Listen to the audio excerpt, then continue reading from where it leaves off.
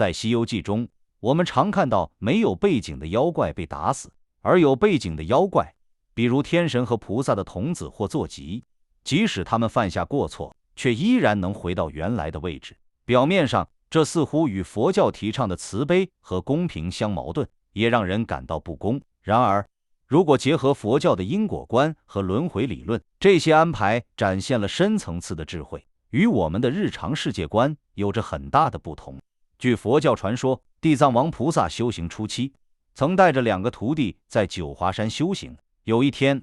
他感知到一群强盗欺负一位妇女，便派徒弟前去制止，并叮嘱他们不能伤害强盗。然而，徒弟们严格遵守不杀生的原则，却因此付出了惨重代价。他们被强盗杀害，而那位妇女也因无法忍受羞辱而自杀。这一事件让地藏王菩萨深刻领悟到，有些恶人因果未了，必须经历恶报，甚至走到恶道的尽头，才能最终觉悟。原来，那位妇女正是观世音菩萨的化身，她通过此事点化地藏王菩萨，让他明白了因果的真正含义和慈悲的深层次智慧。这个故事告诉我们，善恶并非绝对，真正的慈悲并不是一味纵容恶行，对于作恶多端的众生，结束他们的恶报，其实是帮助他们早日了结因果。佛教认为，生命的结束只是轮回中的一个阶段，恶报的了结可以为未来开启一个新的可能。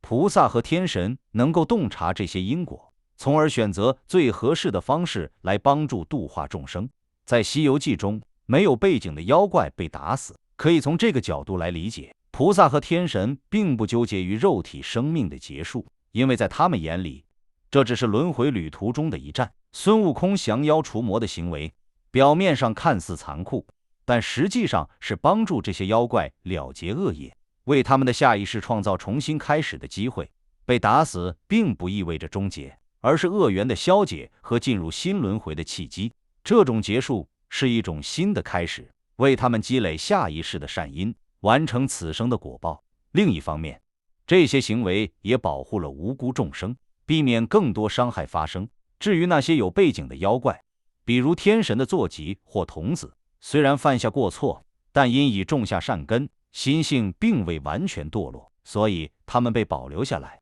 回到原位继续修行。这种处理方式并不是偏袒，而是因为这些生命依然具备通过修行回归正道的可能。唐僧的慈悲心虽然值得尊敬，但有时显得过于执着，成为修行中的一种障碍。他的不杀生理念虽有其价值，但未能完全领悟因果的深层次规律。相比之下，孙悟空的行为更体现了因果之慈悲的智慧。有些恶必须让他走到尽头，才能真正化解。因此，妖怪的死亡并非菩萨和天神不慈悲，而是一种更高层次的善行。这一世的结束并不是终点，而是为了开启下一世的觉悟之路。这种因果之慈悲提醒我们，真正的善恶判断需要超越表面的道德执念，理解生命轮回的更大格局。善哉，